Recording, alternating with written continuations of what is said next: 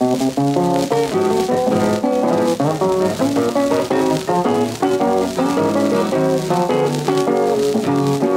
listen, all you prize fighters who don't want to meet defeat. Listen, all you Hi there, this is Red Wagner, and today we're going to be covering the third part of our Estranged Labor series. So, we'll get straight to the document. We still have a third aspect of estranged labor to deduce from the two already considered.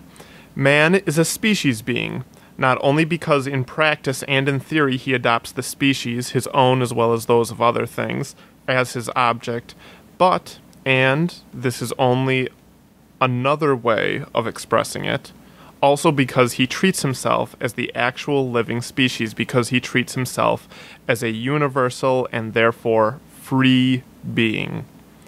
The life of the species, both in man and in animals, consists physically in the fact that man, like an animal, lives on organic nature. The more universal man, or the animal, is, the more universal is the sphere of inorganic nature on which he lives. Just as plants, animals, stones, air, light, etc. constitute theoretically a part of human consciousness, partly as objects of nature science, and partly as objects of art. His spiritual, inorganic nature, spiritual nourishment, which he must first prepare to make palatable and digestible, so also in the realm of practice they constitute a part of human life and human activity. Physically, man lives only on these products of nature, whether they appear in the form of food, heating, clothes, a dwelling, etc. The universality of man appears in practice precisely in the universality which makes all nature his inorganic body, both inasmuch as nature is one, his direct means of life, and two, the material, the object, and the instrument of his life activity. Nature is man's inorganic body. Nature, that is, insofar as it is not itself human body. Man lives on nature, with which he must remain in continuous interchange if he is not to die. That man's physical nature and spiritual life is linked to nature means simply that nature is linked to itself, for man is a part of nature. Here Marx is getting back into the connection with nature and the estrangement with nature. He's pointing out that man is a natural being like an animal, so his body is nature, but he's also connected to the rest of nature outside of him. 2. In estranging from man, nature, and himself, his own active functions, his life activity, estranged labor estranges the species from man. It changes for man the life of the species into a means of individual life. First, it estranges the life of the species and individual life, and secondly, it makes individual life in its abstract form the purpose of the life of the species. Likewise, in its abstract and estranged form.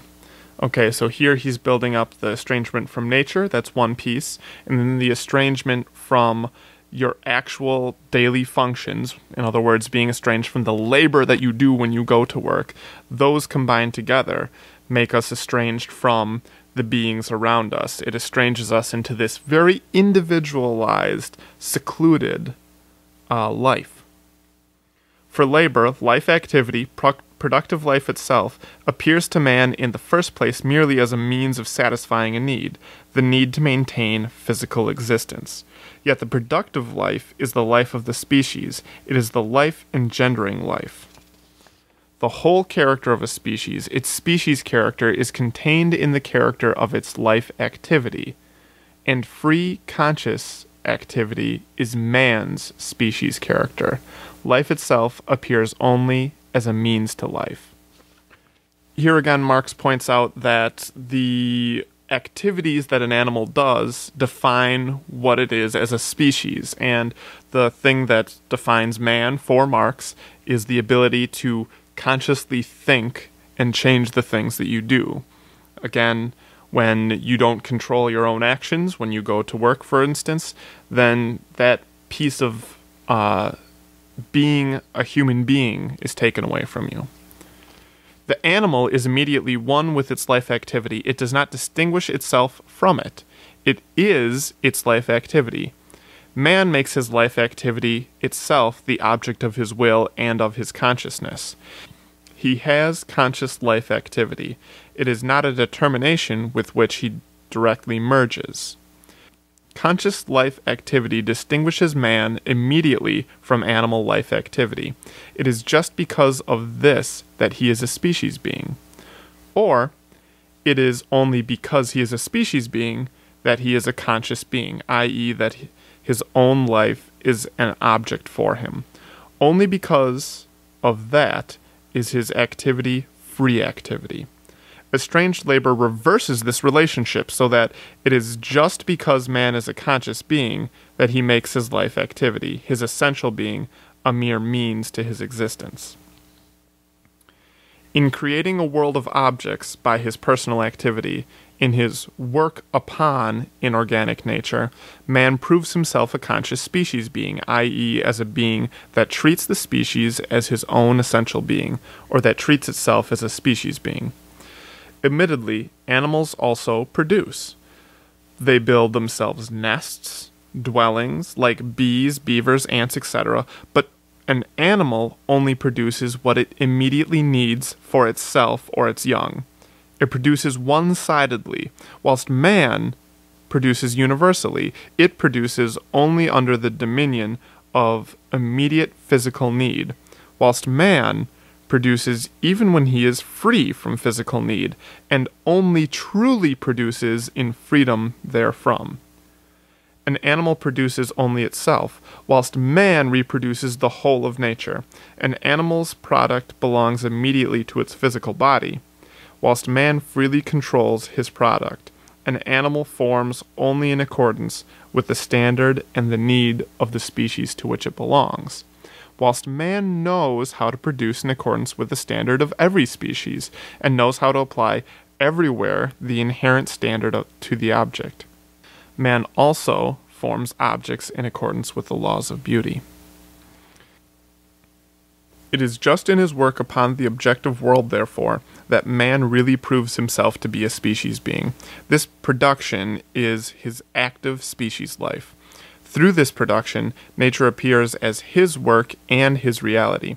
The object of labor is therefore the objectification of man's species life, for he duplicates himself not only, as in consciousness, intellectually, but also actively, in reality, and therefore he sees himself in a world that he has created. In tearing away from man the object of his production, therefore, estranged labor tears from him his species life, his real objectivity as a member of the species, and transforms his advantage over animals into the disadvantage that his inorganic body nature is taken from him. Similarly, in degrading spontaneous free activity to a means, estranged labor makes man's species life a means to his physical existence. The consciousness which man has of his species is thus transformed by estrangement in such a way that species life becomes, for him, a means. What Marx is saying here is that the work that man does as a species is turned into necessary. What could be above and beyond extra is made necessary by capitalism, because you have to go out and get the job. You have to make a certain amount of money in order to survive in society. And so to do that, you're forced into these extra above activities. And Marx says that these extra above activities, that thinking and building grand things, only are really human activities when we choose to do them, when they're not forced upon us. Estranged labor turns thus man's species being, both nature and his spiritual species property, into a being alien to him, into a means of his individual existence. It estranges from man his own body, as well as external nature and his spiritual aspect, his human aspect. An immediate consequence of the fact that man is estranged from the product of his labor, from his life activity, from his species being, is the estrangement of man from man. When man confronts himself, he confronts other man. What applies to man's relation to his work, to the product of his labor, and to himself also holds of a man's relationship to other man, and to the other man's labor and object of labor. In fact, the proposition that man's species nature is estranged from him means that one man is estranged from the other, as each of them is estranged from man's essential nature. The estrangement of man, and in fact every relationship in which man stands to himself, is realized and expressed only in relationship in which a man stands to other men. Hence, with the relationship of estranged labor, each man views the other in accordance with the standard and the relationship in which he finds himself as a worker. So here Marx is getting into the estrangement of men from other men. And if we look at the ways that we can organize society, we're always organizing work and distribution. Who's going to do what work, and then who gets what stuff. And part of our estrangement of man from man is not seeing that we're making all of these decisions in our society. It feels like we're only making these small, tiny decisions. I'm going to take a job working here, and they've decided to pay me this much.